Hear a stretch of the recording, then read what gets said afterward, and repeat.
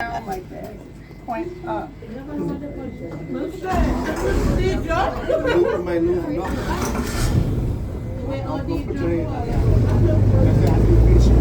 As well. Now I do miss being in the military, but being a veteran is a little bit cooler. I get to come out here and look at these. Those little birds hanging out over on those rocks behind us, those are the double-crested cormorant, and then this guy over here, you guys already know, is an alligator. Now while we're moving around here, every single time that we see a new animal, I'm going to try and give you guys a couple of little facts about it. I'm going to tell you what it's called, all that stuff. It's going to be a lot of fun. We'll learn a few things out here.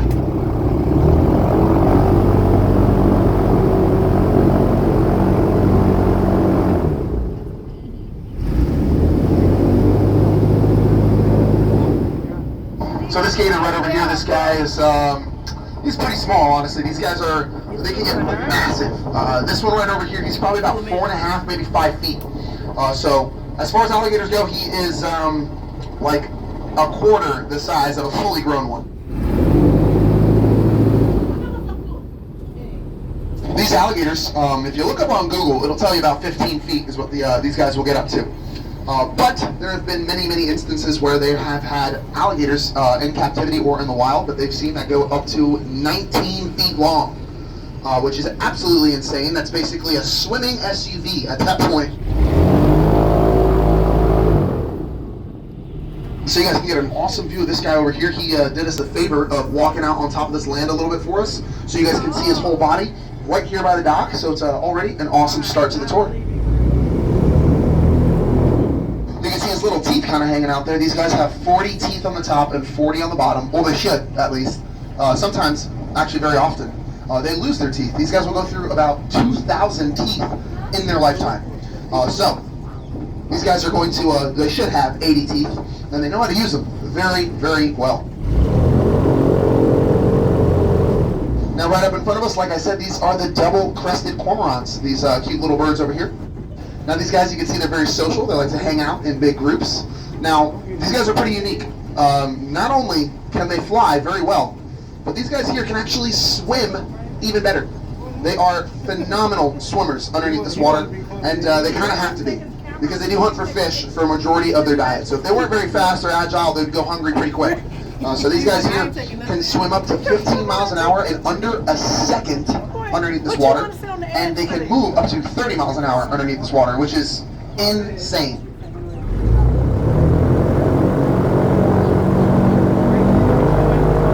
Now if you guys look at these little dotted buoys up in front of us, the yellow ones, all the way to the left, you guys see that one with his wings out wide? That is the only other bird out here that swims underneath this water like these cormorants. That bird right there, that one is called an ahinga.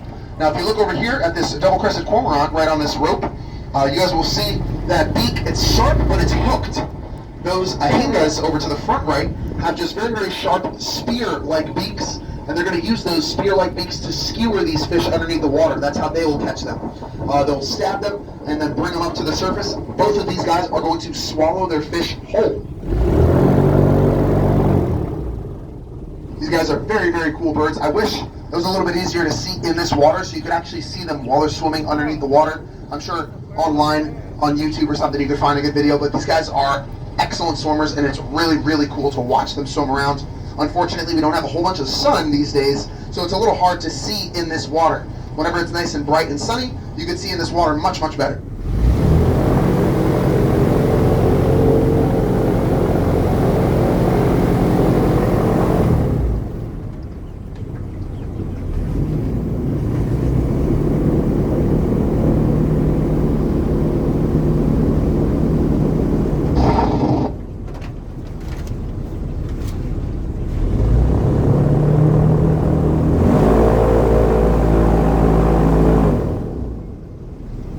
Alright guys, now I want to check over here to our left at this little island right here, and I just want to check around, see what we can see if we got anything hanging out under here. There's one gator that does like to hang out over here. Oh, we got a turtle to the back left. Oh, and we do have another alligator, guys. Oh, that turtle's getting out of here quick. He says, I don't want anything to do with you guys. Look at this guy over here. Okay, this is an awesome view of another gator here. These guys are doing us the favor of sitting outside of the water for us, so you can really see their whole body. It's a little bit more difficult to see their body when they're underneath the water. You can see their color is very, very dark. These guys are very black, and they blend in with this water phenomenally. It's actually a little scary. These guys, once they go like 3 inches under that water, they're gone. It's like, oh, okay, disappear.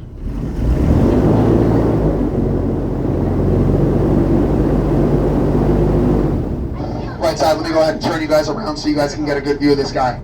Now, right here, we can see his whole body, so you can kind of check out that length for yourself and kind of guesstimate how long it is. But not always are you going to be able to see their entire body. So there's actually a cool little method I'm going to teach you guys right now to be able to differentiate that length of the gator when they're in the water.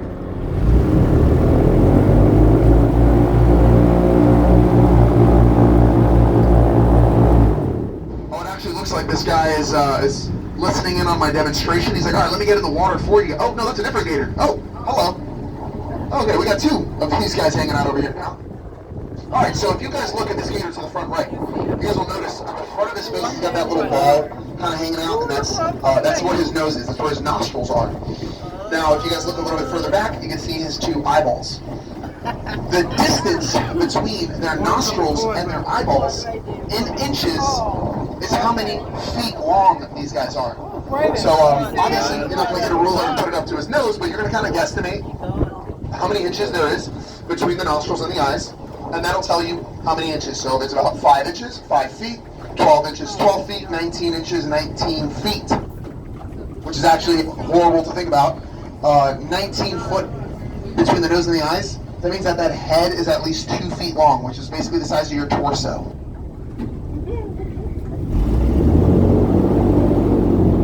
Now, I'm not too sure where that gator is.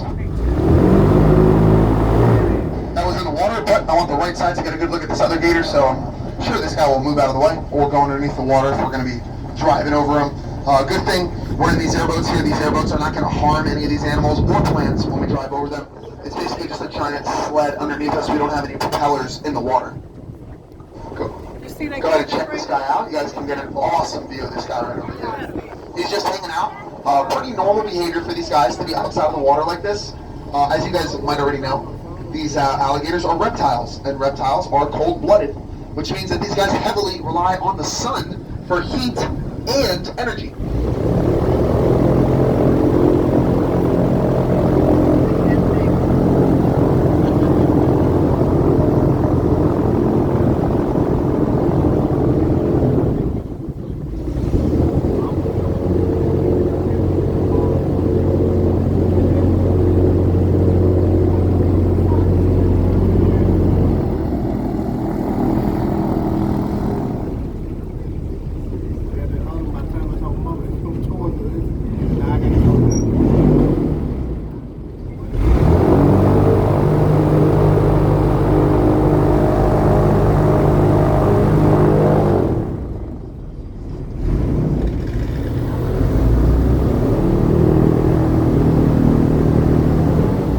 All right, left side, check him out one more time over here. Get a good look at this guy, get some good pictures, videos, that's what we want here for today.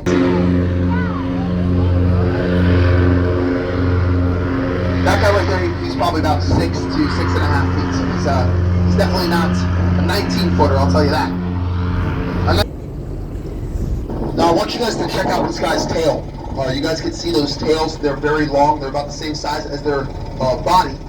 And those tails are very, very important. That's how these guys move in and getting out of this water.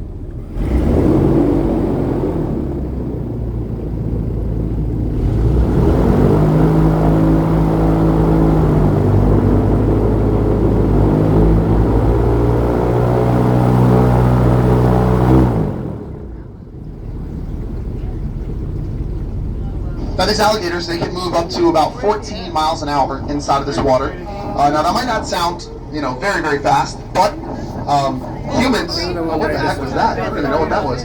Humans can only swim, well actually Michael Phelps, we'll put it like this, not all humans. Michael Phelps, the fastest swimmer on the planet, he can swim about 5 miles an hour. So nowhere near as fast as these guys. These guys are at least 3 times faster than the average human inside of this water, so you're not out swimming them. Now these alligators, if you see that big tail there too, he uses that to get out of the water as well. And what I mean by that is these alligators, They can actually jump very far out of this water. This guy right over here, he's probably about 6 feet long, so he can jump about 3 feet out of this water. And if you guys noticed, you guys are only about a foot out of this water. Now you guys might be wondering, why the heck is this guy telling us about this? Well, pretty simple reasoning, actually.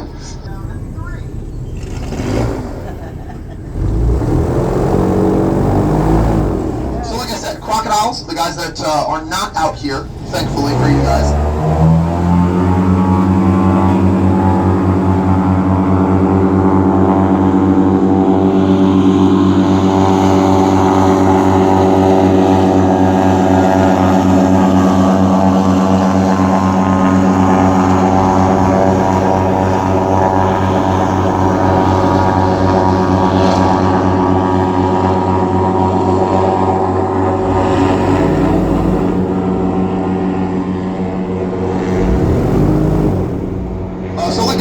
the crocodiles have the more narrow V-shaped snout, and the alligators, as you guys can see on the right side now, it's going to be a little bit more round. It looks like they kind of got punched in the face. So that's one pretty significant difference. The other one is their color. Like I said, the alligators are going to be a lot darker. They're going to be more black. The crocodiles are going to be more green or gray or a little bit of black. They got a little bit of everything in there. Usually going to be multicolored.